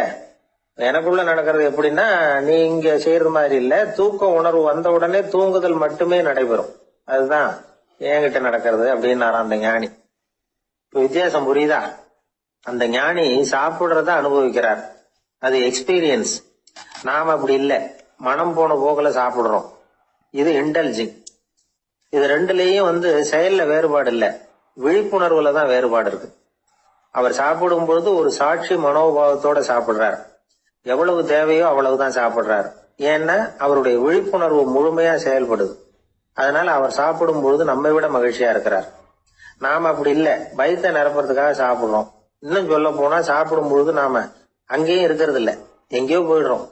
உடம்பு மட்டும்தான் அங்க இருக்கும். ஆனா ஞானி அப்படி இல்லை. அவர் சாப்பிடும் பொழுது சாப்பிடுதல் மட்டுமே இருக்கும். எந்த ஒரு செயலையும் விழிப்புணர்வோட செய்யலாம், மனம் போன போக்கிலையும் செய்யலாம். விழிப்புடன் செய்யறப்போ செய்யும் செயல் நம்ம அனுபவமாகிறது, அவ்வளவுதான். இதெல்லாம் பெரிய தத்துவம் மாதிரி தெரியும். இருந்தாலும் நாம புரிஞ்சுக்க வேண்டியது என்னன்னா, எந்த காரியத்தை செஞ்சாலும் அதுல முழு ஈடுபாடு வேணுங்கிறது முக்கியம். அந்த அளவுக்கு முதல்ல நம்மளை மாத்திக்கிட்டா போதும். ஆனா நம்ம ஆளுங்க அந்த அளவுக்கு இருக்கிறது இல்ல, எல்லாமே அரைகுறை தான். கேட்டா ஞாபகம் மருதி. ஒருத்தன் என்ன பண்ணானா, விமான டிக்கெட் வாங்கிக்கிட்டு ரயில்வே ஸ்டேஷனுக்கு வந்துட்டான். அப்புறம் தான் புரிஞ்சுது தவறுதெல்லாம் இங்க வந்துட்டோம்ங்கிறது. உடனே அவசரமா விமான நிலையத்தை நோக்கி ஓடி இருக்கிறான். அங்க போய் கவுண்டர்ல கேட்டிருக்கான், மேடம் நான் தவறுதெல்லாம் ரயில்வே ஸ்டேஷனுக்கு போயிட்டேன், இப்ப விமானத்தையும் தவற விட்டுட்டேன், அடுத்த பிளைட்ல எனக்கு இதை மாத்தி தர முடியுமான்னு கேட்டிருக்கான். முடியாதுன்னாங்களாம் அந்த அம்மா. ஏன்னு கேட்டானா, ஏன்னா இப்ப நீங்க வந்திருக்கிறது பஸ் ஸ்டாண்டு அப்படின்னாங்களாம். என்ன சார் உங்க பையன் என்ன செஞ்சுக்கிட்டு இருக்கிறான் இப்போ அப்படின்னு கேட்டார் ஒருத்தர். அடிக்கடி கண்ணாடி முன்னாடி நின்று அழகு பார்த்துக்கிட்டு இருக்கிறான் சார் அப்படின்னாரு அப்பா. இளம் பருவம் இப்படிதான் இருக்கும், அதையெல்லாம் சாதாரணமா நினைச்சுடாதீங்க அப்படின்னாரு அவரு. என்ன சார் சொல்றீங்க, கண்ணாடி முன்னாடி நின்றுக்கிட்டு நேரத்தை வீணாக்கிக்கிட்டு இருக்கான், அதை ஒரு பெரிய விஷயமா நான் நினைக்கணுமா அப்படின்னாரு இவர். இளம் பருவத்துல இளைஞர்களுக்கும் சின்ன பொண்ணுங்களுக்கும் அடிக்கடி கண்ணாடியில பார்க்கணும்னு தோணும். அது வெறுமனே அழகு பார்க்கறது மட்டும் இல்ல, அவங்க தங்களையே தேடி கண்டுபிடிக்கிற ஒரு முயற்சி அது. இது ஒரு மனோதத்துவ விளைவு. இது வரைக்கும் சின்ன பிள்ளையா இருந்துட்டோம், இனிமே நாமளும் மற்றவங்க மாதிரி மனிதர்கள் தான் அப்படிங்கிற உணர்வு அவங்களுக்கு வருது. தங்களோட முகம் எப்படி இருக்குது, அழகு எப்படி இருக்கு, உடம்பு நேரம் எப்படி இருக்கு, முடி எப்படி இருக்கு அப்படிங்கறதெல்லாம் கண்டுபிடிக்கிறாங்க. அதுக்கப்புறம் இன்னொரு ஆணோ பொண்ணோ தன்னை கவனிக்கணும் அப்படின்னு நினைக்கிறாங்க. இதெல்லாம் மனோதத்துவ உண்மைகள், இதெல்லாம் இயற்கை. இதை பார்த்துட்டு பெத்தவங்க பிள்ளைங்க கெட்டு போட்டாங்க அப்படின்னு நினைக்கக்கூடாது, அவங்கள திட்டிகிட்டே இருக்கக்கூடாது. இன்னைக்கு பல குடும்பங்கள்ல இதுதான் நடந்துகிட்டு இருக்குது. மனுஷ வாழ்க்கையிலேயே இப்படியும் இல்லாத அப்படியும் இல்லாத ஒரு பருவம் இளம் பருவம். 13ல இருந்து 19 வயசுக்கு உட்பட்ட ஆண்கள் பெண்கள் இந்த வகையை சேர்ந்தவங்க, டீனேஜ் குரூப். இவங்கள சின்னவங்கன்னு நினைச்சிட முடியாது, பெரியவங்கன்னு நினைச்சிட முடியாது. இவங்க ரொம்ப சென்சிட்டிவ். சமூகம் நினைச்சா இவங்களை நல்லவங்களாவும் ஆக்கலாம், கெட்டவங்களாவும் ஆக்கலாம். கொஞ்சம் அக்கறை எடுத்துக்கிட்டா பெரிய பெரிய மேதைகளையும் விஞ்ஞானிகளையும் உருவாக்கலாம். ஆனா நடக்கிறது என்ன தெரியுமா, அநேகமா இவங்களை யாருமே சரியா புரிஞ்சுக்கிறது இல்ல, இவங்களை சரியா நடத்துறதும் இல்லை. இது வரைக்கும் நாம சொல்றதை கேட்டுக்கிட்டு இருந்தான், இப்பெல்லாம் அவன் இஷ்டத்துக்கு நடக்க ஆரம்பிச்சுட்டான் அப்படின்னு வருத்தப்படுற பெற்றோர்கள் அதிகம். இது வருத்தப்படுற விஷயம் இல்ல, சந்தோஷப்பட வேண்டிய விஷயம். உங்க புள்ள சொந்தமா யோசிக்க ஆரம்பிக்கிறதும் நடந்துக்க ஆரம்பிக்கிறதும் ஒரு தப்பான விஷயமா? அவன் கடைசி வரைக்கும் உங்க பேச்சையே கேட்டுக்கிட்டு இருக்கணுங்கிறது என்ன நியாயம்? இன்னைக்கு இளைஞர்களை பெரியவங்க தப்பா புரிஞ்சுக்கிட்டு தவறா நடத்துறதுனாலதான் அவங்களுக்கு வெறுப்பு, எரிச்சல், மனக்கசப்பு எல்லாம் உண்டாகுது. பெத்தவங்க சரியா மதிக்கிறது இல்ல அப்படிங்கிற ஒரே காரணத்தினாலேயே வீணா போகிற பிள்ளைங்க இன்னைக்கு அதிகம். சரி, பெத்தவங்களுக்கு இன்னைக்கு என்னதான் புத்தி சொல்ல வர்றீங்க அப்படின்னு கேக்குறீங்களா? நாம எதையும் சொல்ல வரல, ஆனா அது சம்பந்தமான சில நிபுணர்கள் சொல்லி இருக்கிறத உங்க காதுல போட்டு வைக்கலாம். அது என்னன்னா, பிள்ளைங்க கிட்ட அன்பு செலுத்துங்க. குழந்தையா இருந்தப்போ எவ்வளவு பாசமா இருந்தீங்க, வளர வளர அதை ஏன் குறைச்சிக்கிறீங்க? பெத்தவங்களின் அன்பான வார்த்தைகளுக்கு ஏங்குறவங்க தான் இன்றைய இளைஞர்கள். அவங்க எதை சொன்னாலும் அதை அக்கறையா காது கொடுத்து கேளுங்க, அலட்சியப்படுத்தாதீங்க. அவங்க விரும்புறது உங்ககிட்ட இருந்து ஒரு மதிப்பு, மரியாதை, அங்கீகாரம், இவ்வளவுதான். அவங்க அவங்களாவே முடிவுகள் எடுக்கட்டும், அதுக்கு நீங்க உதவியா இருங்க, அது போதும். மத்தவங்க முன்னாடி, முக்கியமா அவங்க நண்பர்கள் முன்னாடி அவங்கள பத்தி மட்டமா பேசாதீங்க. அவங்க கிட்ட பொய் சொல்லக்கூடாது. நீங்க சொன்னது பொய்ன்னு தெரிஞ்சு போச்சுன்னா உங்க பேர்ல அவங்களுக்கு இருக்கிற மதிப்பு போயிடும், நம்பிக்கை போயிடும். அவங்களுக்கு முன்னாடி நீங்க சண்டை போடக்கூடாது. உங்க பிள்ளைய எப்பவும் இன்னொரு பிள்ளையோட ஒப்பிட்டு பேசுற வேலையே வேணாம். கூட பிறந்த மத்தவங்களோட கூட ஒப்பிடக்கூடாது. இப்படி செஞ்சா அவன் உங்ககிட்டயும் பிரியமா இருக்க மாட்டான், அவங்க கிட்டயும் பிரியமா இருக்க மாட்டான். புள்ள எங்க போறான், என்ன பண்றான் அப்படின்னு எல்லாம் துப்பறிஞ்சிட்டு இருக்க கூடாது. இளைஞர்கள் தனிமையை விரும்புறவங்க. அவங்கள பெட்டியில வச்சு மூடி பாதுகாக்கணும்னு நினைக்க கூடாது. அவங்கள எப்படி பாதுகாக்கிறது அப்படிங்கறது அவங்களுக்கே தெரியும்.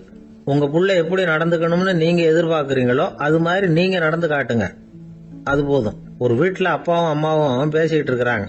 என்னங்க, நம்ம பொண்ணு பெரியவளாயிட்டா, அடிக்கடி கண்ணாடி முன்னாடி போய் நின்றுகிட்டு இருக்கிறா, சீக்கிரமா ஒரு பையனை பார்த்து கல்யாணத்தை முடிக்காம இப்படி மசன்னு கல்லு மாதிரி உட்காந்துருக்கிறீங்களே அப்படின்னு சத்தம் போட்டாங்க அந்த அம்மா. அவசரப்படாத, பாக்கிறதுக்கு கண்ணுக்கு அழகா லட்சணமா புத்திசாலியா ஒரு பையன் கிடைக்க வேணாமா, அதுதான் பாத்துக்கிட்டு இருக்கிறேன் அப்படின்னாரு அப்பா.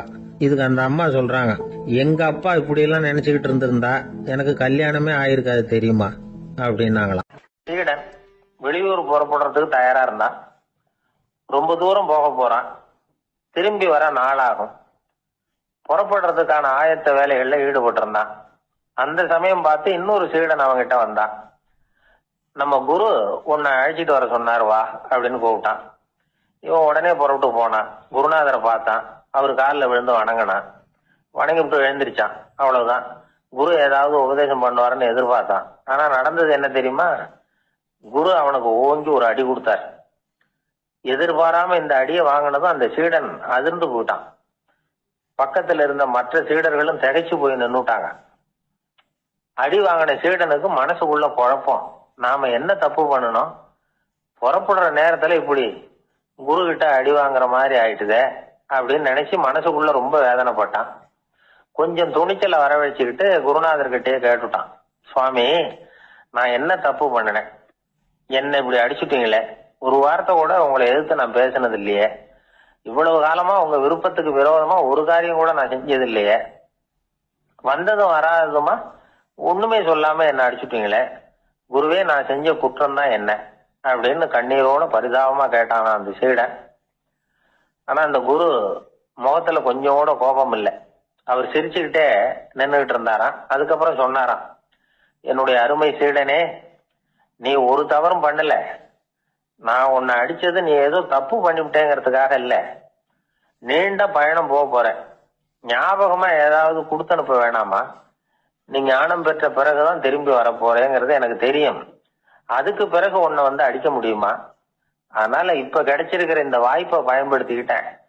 அப்போதைக்கு இப்பவே அடிச்சுட்டேன், அவ்வளவுதான், வேற ஒண்ணும் இல்லை அப்படின்னாராம். குரு சிரிச்சுக்கிட்டே இப்படி சொல்றார். இருந்தாலும் இதுவும் ஒரு உபதேசம் தான். அதிர்ச்சிகளால வந்து விழிப்படைய வைக்கிறதும் ஒரு வழிதான். இது வந்து ஜென் வழி. பெரும்பாலும் அதிர்ச்சியின் மூலமாகவே ஞான தரிசனத்தை அருள்கிறவர்கள் தான் ஜென் குருமார்கள். நம்ம தியானம் தான் ஜென். இந்தியாவில இருந்து இது சீனாவுக்கு போய் கொஞ்சம் பேர் மாறி வளம் பெற்று ஜப்பான்ல ஜென் ஆகி வளர்ந்துருக்குது, அவ்வளவுதான். ஜென்கிறது தியானம். எதை நினைச்சும் தியானிக்கிறது இல்ல, எல்லாத்துலயும் தியானம் இருக்கிறதா சொல்லுது ஜென். பேசுறது, இருக்கிறது, நடக்கிறது, சாப்பிடுறது, சிரிக்கிறது, தூங்குறது, தொழில் செய்யறது அல்லது சும்மா இருக்கிறது எல்லாமே தியானம் தான். ஜென்கிறது ஒரு சுய தரிசனம், தன்னைத்தானே அடையாளம் கண்டுகொள்கிறது தான் அது. இல்லாத எதையும் தேடி கண்டுபிடிக்கிறது இல்ல. சென் மார்க்கத்தை பத்தி ஓஷோ என்ன சொல்றாரு தெரியுமா? காணாமல் போன தன்னுடைய மூக்கு கண்ணாடி தன்னுடைய மூக்கின் மேல் இருப்பதை கண்டுகொள்வது போன்றது சென் அப்படிங்கிறார். நம்மால் இன்னொருத்தர் முகத்தை ரொம்ப நேரமா உத்து பார்த்துக்கிட்டு இருந்தார். என்ன பாக்குறீங்கன்னாரு அவரு. நீங்க போட்டிருக்கீங்களே மூக்கு கண்ணாடி, அதை தான் பாக்குறேன்னாரு இவரு. நீங்க அப்படி பாக்குறதுக்கு விசேஷ காரணம் ஏதாவது உண்டான்னு கேட்டார் இவர். உண்டுன்னார். என்னன்னு கேட்டார். நேத்திக்கு காணாம போன என்னோட மூக்கு கண்ணாடி அது அப்படின்னாராம் இவர். ஒரு ஊர்ல ஒரு ராஜா இருந்தார். அவர் ஒரு பூனை வளர்த்தார். ரொம்ப செல்லமா அவர் அந்த பூனையை வளர்த்தார். அவர் என்ன பண்ணுவார் தெரியுமா? இரவு நேரத்துல அந்த பூனையோட தலையில ஒரு விளக்க வச்சிருவார். அந்த பூனை ரொம்ப ஜாக்கிரதையா அந்த விளக்கு கீழே விழுந்துடாம பாத்துக்கும். தலையை ஆட்டாம ரொம்ப நிதானமா ராஜா பின்னாடி நடந்து போய்கிட்டே இருக்கும். அந்த விளக்கு வெளிச்சத்துல எல்லா வேலைகளையும் செஞ்சிருவார். கையில ஒரு விளக்க தனியா எடுத்துட்டு போக வேண்டிய அவசியமே இல்லை. விளக்க தூக்கிட்டு போற வேலையை அந்த பூனை பார்த்துக்கும். அதனால ராஜாவுக்கு அந்த பூனை மேல ரொம்ப பிரியம். மந்திரிகளை எல்லாம் கூப்பிட்டு அவங்க கிட்ட சொல்லுவார், பாத்தீங்களா இந்த பூனை எவ்வளவு விசுவாசமா நடக்குது, என் பேர்ல எவ்வளவு மரியாதை பாத்தீங்களா அதுக்கு அப்படிம்பார். இதை கேட்டுவிட்டு அங்கிருந்த அமைச்சர்கள் ஒருத்தர் சொன்னார், மன்னா நீங்க சொல்றது சரிதான், இருந்தாலும் இந்த பூனையோட விசுவாசத்தை நாம கொஞ்சம் சோதிச்சு பார்க்க வேண்டியிருக்கு அப்படின்னாராம். சரி, உங்க ஆசையை ஏன் கெடுக்கணும், நல்லா சோதிச்சு பாருங்க அப்படின்னு சொல்லிவிட்டார் ராஜா. உடனே அந்த அமைச்சர் என்ன பண்ணார் தெரியுமா? எங்கேயோ புறப்பட்டு போனார். ஒரு 5-6 எலிகளை பிடிச்சிட்டு வந்தார். அரண்மனையில் ராஜா ஏதோ வேலை பார்த்துக்கிட்டு இருக்கிறாரு. பக்கத்தில் அந்த பூனை ரொம்ப பணிவா நின்றுகிட்டு இருக்குது. அது தலையில விளக்கு எரிஞ்சுக்கிட்டு இருக்கு. அமைச்சர் தான் பிடிச்சிட்டு வந்த எலிகளை அந்த பூனை பார்வையில் படுறது மாதிரி எதிரில் விட்டார். அந்த எலிகள்லாம் அங்கேயும் இங்கேயும் ஓட ஆரம்பிச்சுது. அதை பார்த்தது பூனை, அவ்வளவுதான். தலையில இருக்கிற விளக்கை பற்றியும் கவலைப்படல, ராஜாவை பற்றியும் கவலைப்படல. ஒரே பாய்ச்சலா பாஞ்சு எலிகளை துரத்த ஆரம்பிச்சுட்டுது. தலையில இருந்த விளக்கு எங்கேயோ போய் விழுந்தது, அணைஞ்சு போச்சு. இருட்டுல ராஜா தடுமாற ஆரம்பிச்சுட்டார். இந்த சமயத்துல அந்த அமைச்சர் மறுபடியும் விளக்கை ஏத்தினார். வெளிச்சம் வந்தது. அதுக்கப்புறம் அந்த அமைச்சர் பேசினார். அரசே, பூனையோட விசுவாசத்தை பாத்தீங்களா? எலி அது கண்ணுல படுற வரைக்கும் தான் விசுவாசமா இருந்தது. அது மாதிரி எலியை பார்த்ததும் எல்லாத்தையும் விட்டுட்டு அதை துரத்த ஆரம்பிச்சுட்டு பாத்தீங்களா? தான் அந்த பூனையை பத்தி நினைச்சது தப்புங்கிறது அதுக்கப்புறம் தான் அந்த ராஜாவுக்கு புரிஞ்சுதான். சரி, இப்ப எதுக்கு இந்த கதையெல்லாம் அப்படிங்கிறீங்களா? இந்த பூனை மாதிரி தான் நம்ம மனசும். மனசை எவ்வளவுதான் பயிற்சி கொடுத்து பக்குவமா வச்சிருந்தாலும் பார்க்கறதுக்கு பரமசாது மாதிரி தான் இருக்கும். பார்க்க வேண்டியதை பார்த்துட்டுதுன்னா பாஞ்சிரும். இந்த பூனை மாதிரி புலன் இன்ப பொருள்கள் கிட்டாத வரைக்கும் மனம் அடங்கி இருக்கிறது மாதிரி தான் தெரியும். கொஞ்சம் வாய்ப்பு கிடைச்சாலும் அது குதிக்க ஆரம்பிச்சிரும், தப்பு பண்ண ஆரம்பிச்சிரும். பெரிய பெரிய முனிவர்கள் வாழ்க்கையில நடந்த வீழ்ச்சி இதை தான் நிரூபிக்குது. புலன்களின் ஆற்றல் அதிகம். அதனால மனக்கட்டுப்பாடு பயிற்சிகள்ல ரொம்ப எச்சரிக்கையா இருக்கணுங்கிறார் சுவாமி சிவானந்தர். மது பழக்கத்தையே விட்டுட்டேன்னு உறுதியா இருப்பான். கடை கண்ணுல பட்டுட்டுதுன்னா கால் அவனை கேட்காமலே இழுத்துக்கிட்டு உள்ள போயிடும். இதுதான் மனசுங்கிறது. அதுதான் அந்த ராஜா வளர்த்த பூனை. நம்மால் ஒருத்தன் அந்த ராஜா பூனை தலையில விளக்க வச்சது மாதிரி இவன் தன்னுடைய தலையிலேயே ஒரு விளக்கை ஏற்றி வச்சுக்கிட்டு என்னத்தையோ தேட ஆரம்பிச்சான். தேடிட்டு இருக்கிறான். தலையை ஆட்டாம நிதானமா நடந்து ரொம்ப நேரமா தேடிட்டு இருக்கிறான். அந்த சமயம் அங்க வந்த ஒருத்தர் என்னத்தை தேடுறீங்கன்னு கேட்டார். அதுதான் மறந்து போச்சு அப்படின்னு இழுத்தான். சரி, கொஞ்சம் இப்படி உட்காருங்க, ஞாபகம் வந்ததும் தேட ஆரம்பிக்கலாம் அப்படின்னாரு அவரு. இவன் கொஞ்ச நேரம் உட்காந்து யோசிச்சான். அப்புறம் திடீர்னு எழுந்திரிச்சான். ஞாபகம் வந்துட்டுதுன்னா. என்னன்னு கேட்டார். எங்க வீட்டில் இருந்த விளக்க எங்க வச்சேன்னு தெரியல, அதை தான் தேடிட்டு இருக்கிறேன், ஏற்றி வைக்கலாம்னு பார்க்குறேன் அப்படின்னா. ஒரு ராஜா இருந்தார். நாடு பூராவும் நிறைய மரங்களை நட்டு வளர்க்கணுங்கிறது அவரோட ஆசை. தானே அதுக்கு முன்மாதிரியா இருக்கணும்னு நினைச்சார். அரண்மனையை சுற்றி மரங்களை நட்டு வளர்த்தார். இதை பார்த்துட்டு ஜனங்களும் அவங்கவுங்க வீட்டை சுற்றி மரக்கன்றுகளை நட்டு வளர்த்தாங்க. கொஞ்ச காலத்தில் ஊர் பூரா பசுமையாக மாறிச்சு. எல்லாருக்கும் சந்தோஷமா இருந்தது. இது ஒரு பக்கம் இருக்கட்டும். இப்போ நான் சொல்ல போகிற கதை வேற. அதாவது அந்த ராஜா ஒரு நாள் தன்னுடைய அரண்மனையை சுற்றி இருக்கிற விதவிதமான மரங்களை எல்லாம் போய் பார்த்தார். எப்படி இருக்கிறீங்க அப்படின்னு ஒவ்வொரு மரத்துக்கிட்டையும் விசாரிச்சாராம். எந்த மரமும் சந்தோஷமா இருக்கிறதா தெரியல. அதுக்கு மனசுல ஒரு குறை. முதல்ல ஆலமரத்துக்கிட்ட போனார். அது சொல்லிச்சு, மண்ணா, நான் நல்லா பெருசா வளர்ந்துருக்கிறேன், அடர்த்தியா இருக்கிறேன், கிளையெல்லாம் 4 பக்கமும் நல்லா படர்ந்து தான் இருக்குது, இருந்தாலும் எந்த பிரயோஜனமும் இருக்கிறதா தெரியல. எனக்கு என்னுடைய பழம்லாம் ரொம்ப சின்னதா இருக்குது, என் கண்ணுக்கு சரியா புறப்பட மாட்டேங்குது. நான் இருக்கிற சைஸுக்கு என்னுடைய கிளையில இருக்கிற பழம்லாம் எவ்வளவு பெருசா இருக்கணும், அது இத்தினூண்டு இருக்கிறது எனக்கு பெரிய அவமானமா இருக்கு. இப்படி இங்க நின்றுகிட்டு இருக்கிறதே ரொம்ப கூச்சமா இருக்கு. ஒரு நல்ல புயல் வந்ததுன்னா பேசாம சாஞ்சு விடலாமான்னு பாக்குறேன் அப்படின்னு புலம்புது ஆலமரம். சரி, இருக்கட்டும்னு நினைச்சுக்கிட்டு ராஜா அடுத்தபடியா ஒரு அத்தி மரத்துக்கிட்ட போனார்.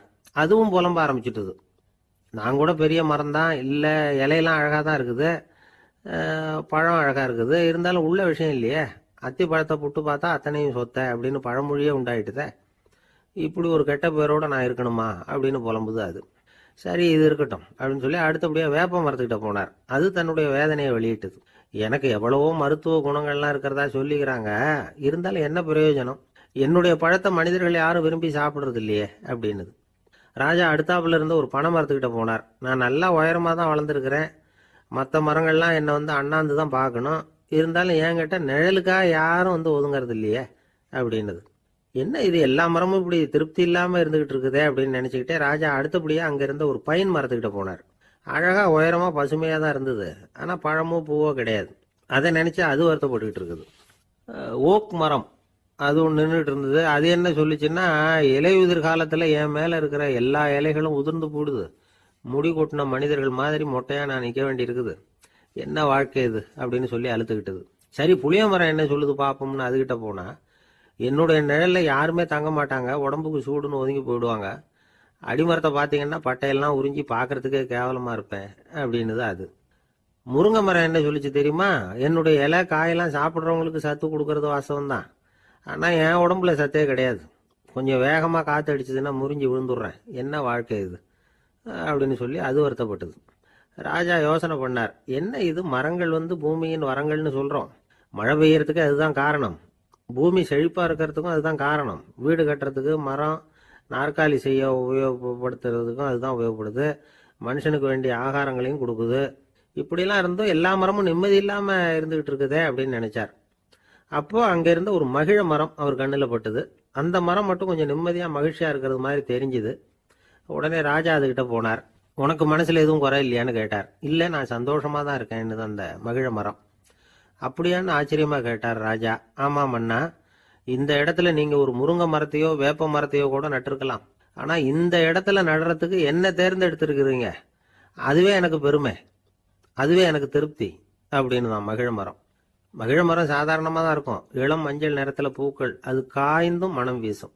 மகிழ மரம் மாதிரி மன திருப்தியோட வாழறதுக்கு நாம கத்துக்கணுமா. நாம இந்த உலகத்துல ஒரு நாயாவோ நரியாவோ கூட பிறந்திருக்கலாம், மனுஷனா பிறந்திருக்கிறோம், அதுவே பெருமை தானே. இந்த நிறைவு தான் மகிழ்ச்சியின் ரகசியம். ஒரு பையன் அப்பா கிட்ட போய், அப்பா, நீங்க இந்த உலகத்துல ஒரு மனுஷனா பிறந்தது என்னோட அதிர்ஷ்டம் நானா. ஏண்டா அப்படி சொல்றேன்னு இருக்காரு அப்பா. நீங்க ஒரு கரடியா பிறந்திருந்தா இந்நேரம் நானும் ஒரு கரடி குட்டியா தானே இருந்திருப்பேன் அப்படின்னு நானா பையன். இந்த உலகத்துல நாம நல்லபடியா இருக்கணும்னா அதுக்கு முக்கியமா தேவைப்படுறது 2. ஒன்னு செல்வம், இன்னொன்னு அறிவு.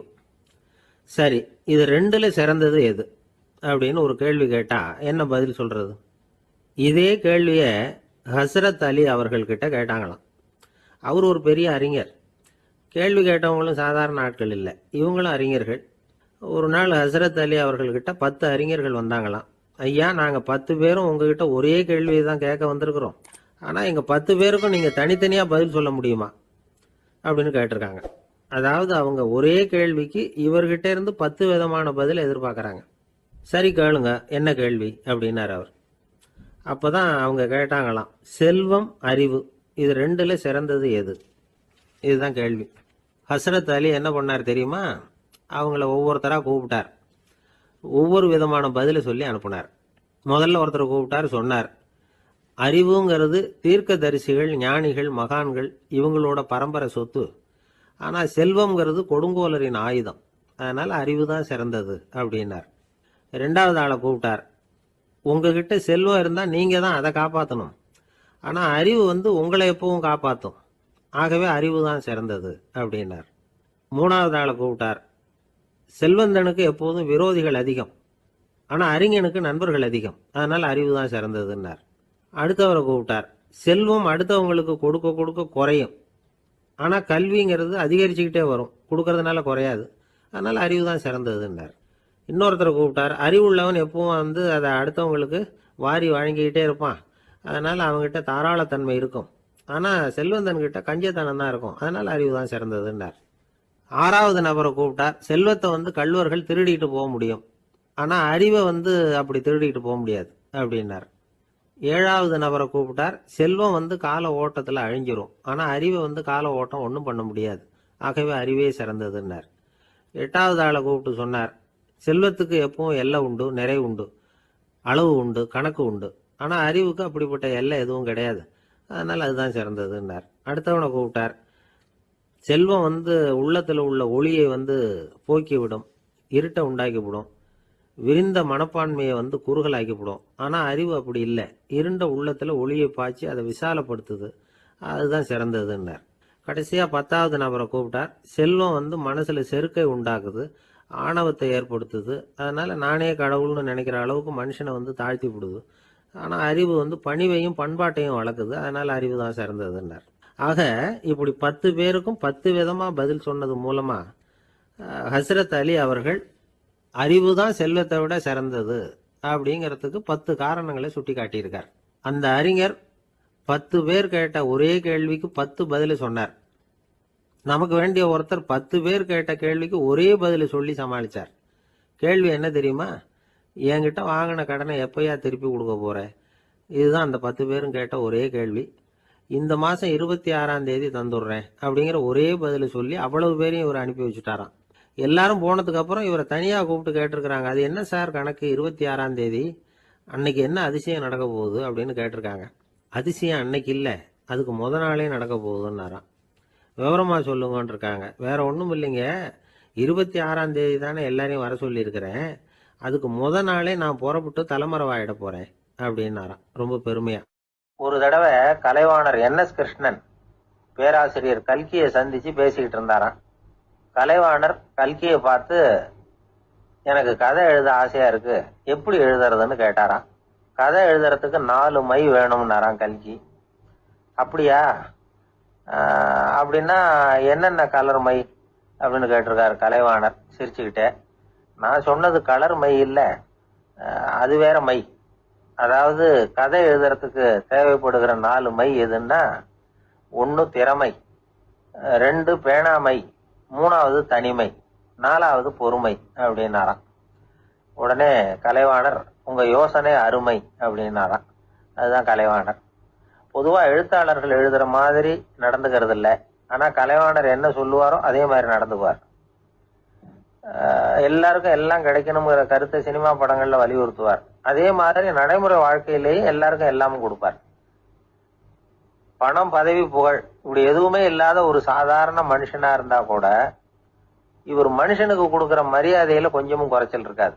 இந்த குணம் சாதாரணமா எல்லாருக்கும் இருக்கிறது இல்லை.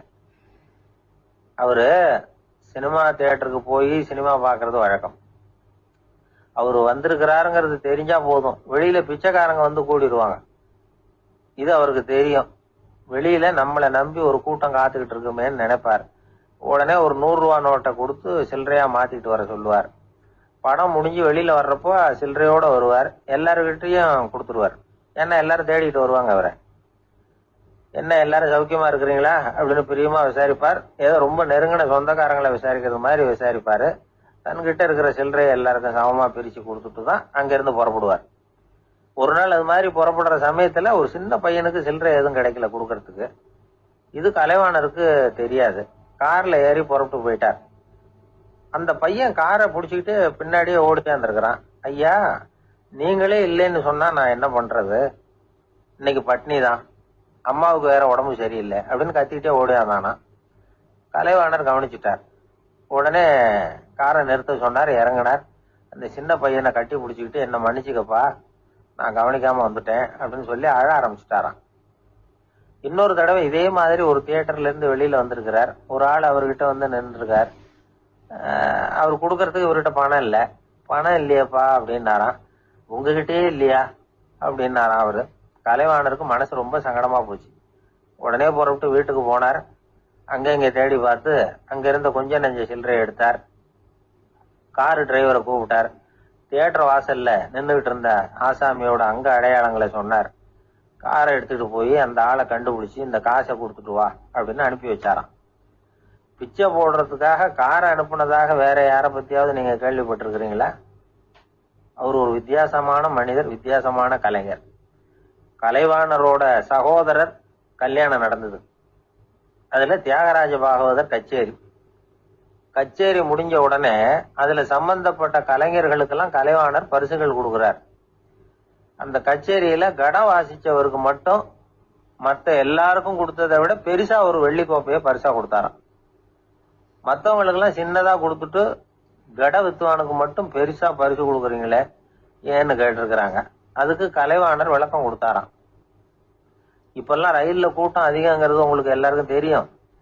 இந்த வித்துவான் இவ்வளவு பெரிய மண்பானைய ரயில்ல ரொம்ப பத்திரமா உடையாம ரொம்ப தூரத்துல இருந்து கொண்டு வந்திருக்கிறாரே, அது என்ன சாமான்யமான காரியமா? அவரோட அந்த சாமர்த்தியத்தை பாராட்டுறதுக்காக தான் அவருக்கு இவ்வளவு பெரிய பரிசு அப்படின்னு. கடற்கரை ஓரமா ஒரு பெரியவர் கையால மணலை கீறிக்கிட்டே உட்காந்துருக்கிறார். என்னத்தையும் தேடிட்டு இருக்கிறது மாதிரி தெரிஞ்சது. மெதுவா கிட்டத்துல போய் என்னத்தை தேடிட்டு இருக்கிறீங்க அப்படின்னு கேட்டோம். அவரு சாவகாசமா நிமிந்து பார்த்து நிம்மதியை தேடிட்டு இருக்கிறேன்னார். நாங்க ஒரு மாதிரி ஆயிட்டோம். இருந்தாலும் சமாளிச்சுக்கிட்டு, சார் மணல்ல கிழிஞ்சல் தான் கிடைக்கும், நிம்மதி கிடைக்காது அப்படின்னோம். சரி, இன்னைக்கு வசமா நம்ம கிட்ட ஒரு ஆள் மாட்டிக்கிட்டார் அப்படின்னு நினைச்சு அவர் பக்கமா போய் உட்காந்துக்கிட்டு கதை சொல்ல ஆரம்பிச்சிட்டோம். ஒரு பெரிய மன்னர் இருந்தார். அவருக்கு எல்லா வசதியும் இருந்தது. இருந்தாலும் ஒரே ஒரு குறை. அது என்னன்னா நிம்மதி இல்லைங்கிற குறை. அரண்மனையில தினமும் கலை நிகழ்ச்சி, நாட்டியம் எல்லாம் நடந்துகிட்டு தான் இருந்தது. இருந்தாலும் நிம்மதி இல்லை. சரி, நிம்மதி எங்க கிடைக்கும் அப்படின்னு தேட ஆரம்பிச்சார். உடனே அதுக்கான முயற்சிகள்ல தீவிரமா இறங்கினார். நாட்டுல உள்ள தத்துவ மேதைகளை எல்லாம் கூப்பிட்டுட்டு வர சொன்னார். எல்லாரும் வந்து சேர்ந்தாங்க. அவங்கள பார்த்து நிம்மதி எங்க இருக்குது அப்படின்னு விசாரிச்சார். அவங்களுக்கு அது தெரிஞ்சா ஏன் இப்படி ராஜா முன்னாடி வந்து நின்றுட்டு இருக்க போறாங்க? ராஜாவோட கேள்விக்கு ஒவ்வொருத்தரும் ஒவ்வொரு மாதிரி விளக்கம் கொடுக்க ஆரம்பிச்சிட்டாங்க. எந்த பதிலும் ராஜாவுக்கு திருப்தி அளிக்கக்கூடிய அளவுக்கு இல்ல. சரி, போயிட்டு வாங்கன்னு சொல்லி அவங்கள எல்லாம் அனுப்பி வச்சுட்டார். ஒரு நாள் அவர் மாளிகையில உப்பருகையில நின்றுட்டு இருக்கிறார். அந்த சமயத்துல தெருவுல ஒரு பிச்சைக்காரன் ரொம்ப உல்லாசமா பாட்டு பாடிக்கிட்டே போயிட்டு இருக்கிறான். குரல்ல ஒரு சந்தோஷம், நடையில ஒரு மிடுக்கு. அவன்கிட்ட கொஞ்சம் கூட கவலை இருக்கிறதா தெரியல. உடனே ராஜா அதை பார்த்தார். ஏவலாளிகளை கைதட்டி கூப்பிட்டார். உடனே ஓடி போய் அந்த பிச்சைக்காரனை இங்க அழைச்சிட்டு வாங்கன்னு உத்தரவு போட்டார். இவங்க உடனே ஓடி போய் அவனை கூப்பிட்டாங்க. அரண்மனைக்கு வாழ்ந்தாங்க. அவன் வரல. அரண்மனைக்குள்ள அடி எடுத்து வைக்க மாட்டேன்னு சொல்லிவிட்டான். ராஜா கிட்ட விஷயத்த சொன்னாங்க. அவருக்கு ரொம்ப ஆச்சரியம், இப்படி ஒரு ஆள் இருக்கிறானா அப்படின்னு. சரி, அவன் என்னதான் சொல்றான் அப்படின்னு விசாரிச்சார். இவன் மறுபடியும் தெருவுக்கு போய் கேட்டாங்க. என்ன பார்க்கணும்னா ராஜா விருப்பப்பட்டாருன்னா அவரை வேணும்னா இங்க வர சொல்லுங்க அப்படின்னு சொல்லிவிட்டான். அதை ராஜா கிட்ட சொன்னாங்க. அவருக்கு கோபம் வரல. இவ்வளவு சுதந்திர உணர்வோட இருக்கிறவன் சாதாரண ஆளா இருக்க முடியாது அப்படின்னு நினைச்சார். உடனே கிடுகிடுன்னு இறங்கி தெருவுக்கு வந்தார். பிச்சைக்காரங்கிட்ட போனார். நீ கவலைப்படாம சந்தோஷமா பாடிட்டு போறியே, அது எப்படி முடியுது உன்னால அப்படின்னு கேட்டார். ஏன் அப்படி கேக்குறீங்கன்னு அவன், அதுக்கு இல்ல, எனக்கு அரண்மனையில எவ்வளவோ சுகபோகங்கள்லாம் இருக்கு, இருந்தாலும் நிம்மதி இல்ல. இது ஏன்னு எனக்கு தெரியல. இந்த தேசத்துல உள்ள அறிஞர்களை எல்லாம் கூப்பிட்டு கேட்டு பார்த்துட்டேன், அவங்களுக்கும் தெரியல. உன்னை கேட்டா தெரியும்னு நினைச்சேன். அதனாலதான் சந்திக்கிறதுக்கு ஆசைப்பட்டேன். ஆனா நீ வரமாட்டேன்னுட்டியே அப்படின்னார். பிச்சைக்காரன் கடகடன்னு சிரிக்க ஆரம்பிச்சுட்டான். மகிழ்ச்சிக்கும் உங்களுக்கும் தடையா இருக்கிறது இந்த மாளிகை தான். இதை விட்டுட்டு வெளியில வந்துட்டா நிம்மதி தேடிட்டு வந்துரும்னா. நான் அரசன், எனக்குன்னு கடமைகள் இருக்கு, அதையெல்லாம் விட்டுட்டு எப்படி வர முடியும்னார் ராஜா. ரெண்டும் ஒரே நேரத்துல கிடைக்கணுங்கிறது முடியாத காரியம். உங்க சுகபோகத்துக்கு விலையாதான் உங்க நிம்மதியை கொடுத்துக்கிட்டு இருக்கிறீங்க. என்ன பாருங்க, என்கிட்ட எதுவும் இல்ல, அதனால எதுவும் போயிடுமோங்கிற பயமும் இல்ல, நிம்மதியா இருக்கிறேன் அப்படின்னா அவன். ராஜா உடனே சந்தோஷப்பட்டு தன்னுடைய மேலங்கியை எடுத்து அவனுக்கு பரிசா கொடுத்தாராம். அவன் சிரிச்சுக்கிட்டே அதை வாங்க மாட்டேன்னு விட்டானான். இதை நீங்க எனக்கு கொடுக்கறதுனால எந்த பயனும் இல்ல, அதே நேரத்துல அதை வாங்கிட்டேன்னா அடுத்த வினாடியிலிருந்து அதை எப்படி காப்பாத்துறதுங்கிற கவலை எனக்கு வந்து சேர்ந்துரும், அப்புறம் தூக்கம் வராது, நிம்மதி போயிடும் அப்படின்னானா. சொல்லிவிட்டு அவன் பாட்டுக்கு சந்தோஷமா பாடிக்கிட்டே போயிட்டான். நிம்மதி எங்க இருக்குங்கிறதையும் ராஜா தெரிஞ்சுக்கிட்டார். அந்த இடத்துக்கு தன்னால போக முடியாதுங்கிறதையும் அவர் புரிஞ்சுக்கிட்டார்.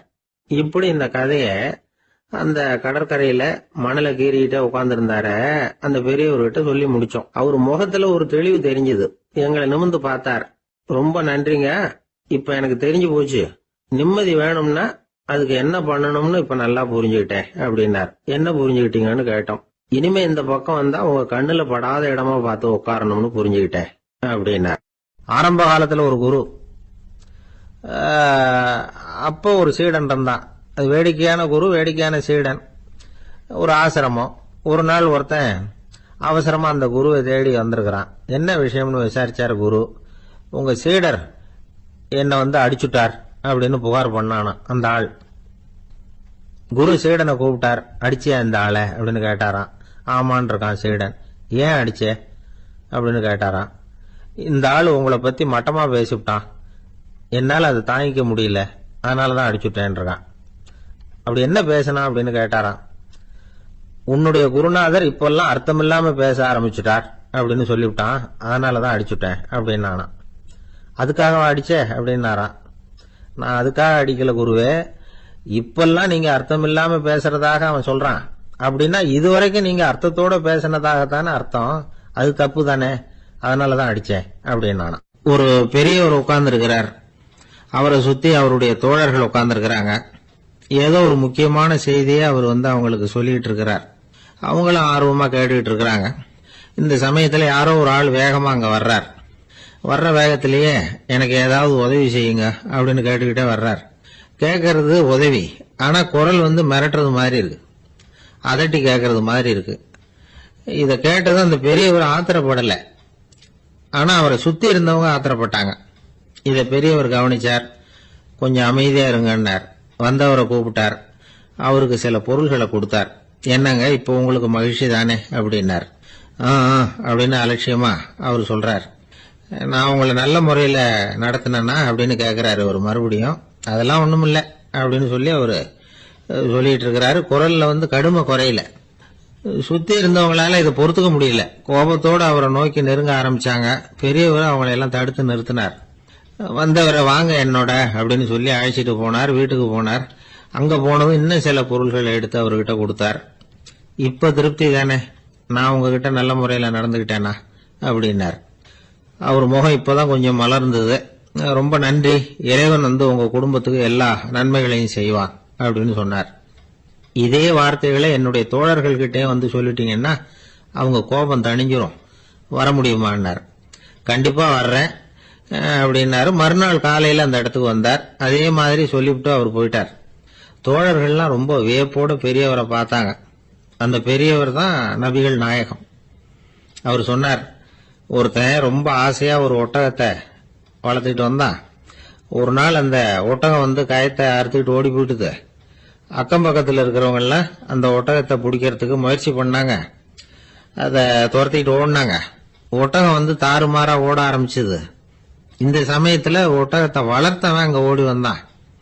நீங்க அதை ஒன்னும் செய்ய வேணாம், விட்டுருங்க, அதோட சுபாவம் எனக்கு நல்லா தெரியும், அதை சுலபமா என்னோட வழிக்கு கொண்டுட்டு வந்துட முடியும், நான் பாத்துக்கிறேன், விட்டுருங்க அப்படின்னா. எல்லாரும் விலகி போயிட்டாங்க. இவன் என்ன செஞ்சான் தெரியுமா?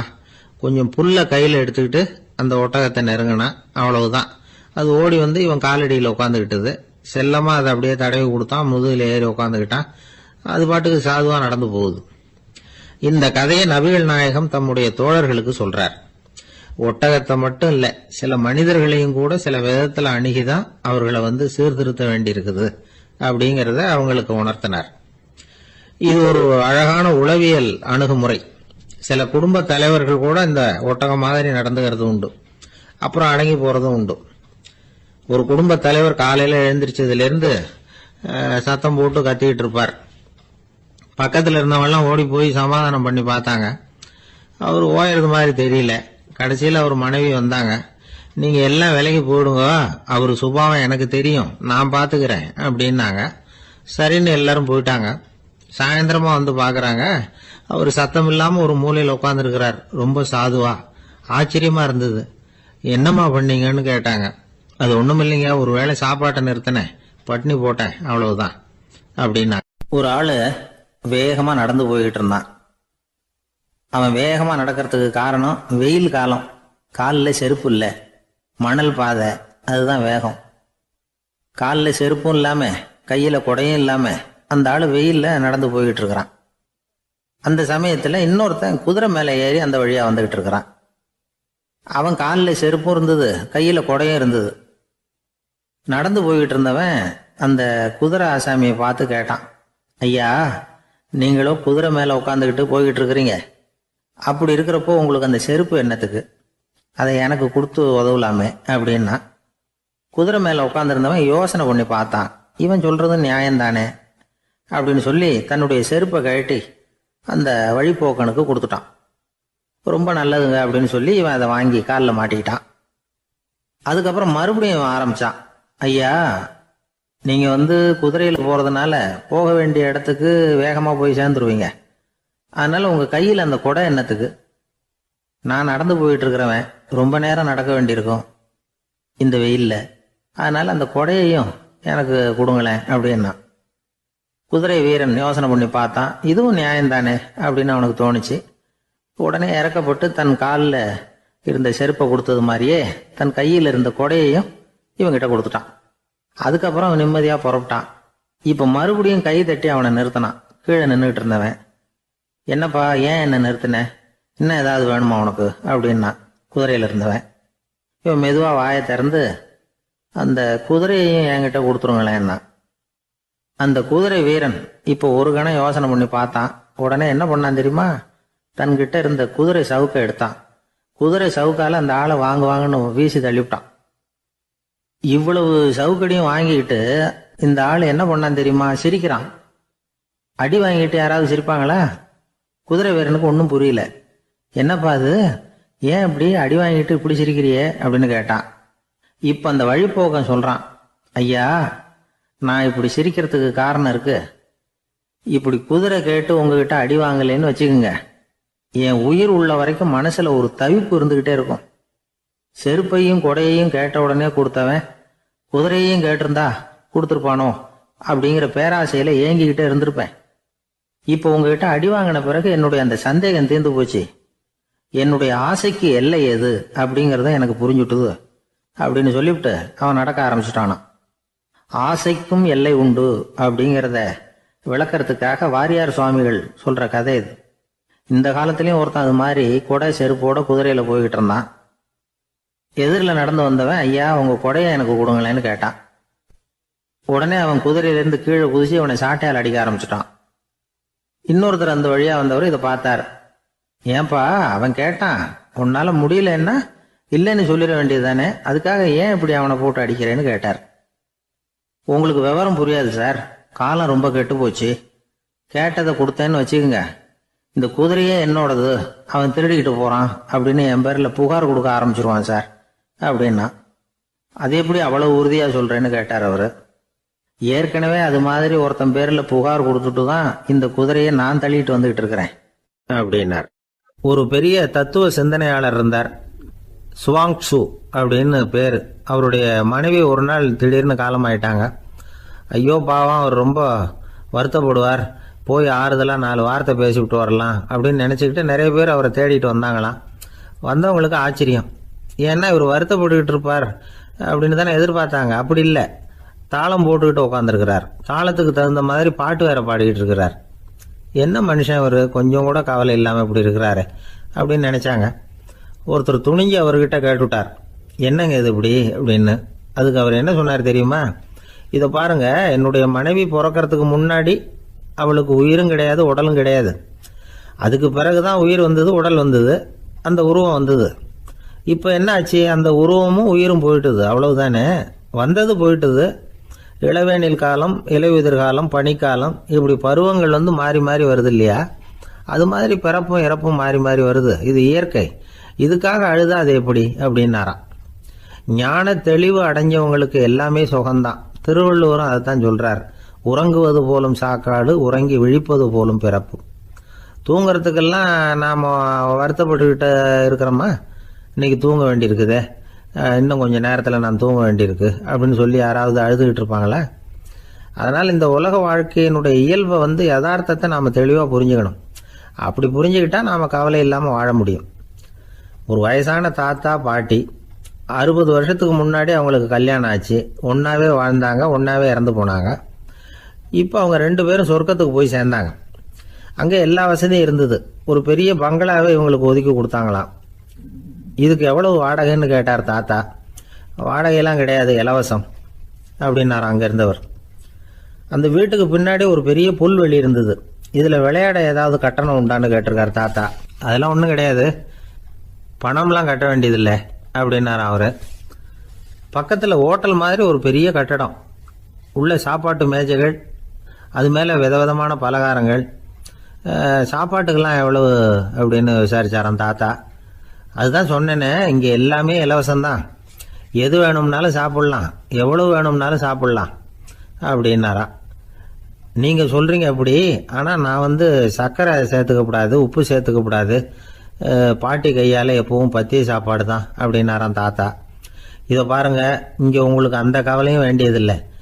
இங்கே நீங்கள் ஸ்வீட்டு சாப்பிட்லாம், காரம் சாப்பிட்லாம், உங்களுக்கு எந்த நோயும் வராது அப்படின்னாராம் அங்கே சொர்க்கத்தில் இருந்தவர்.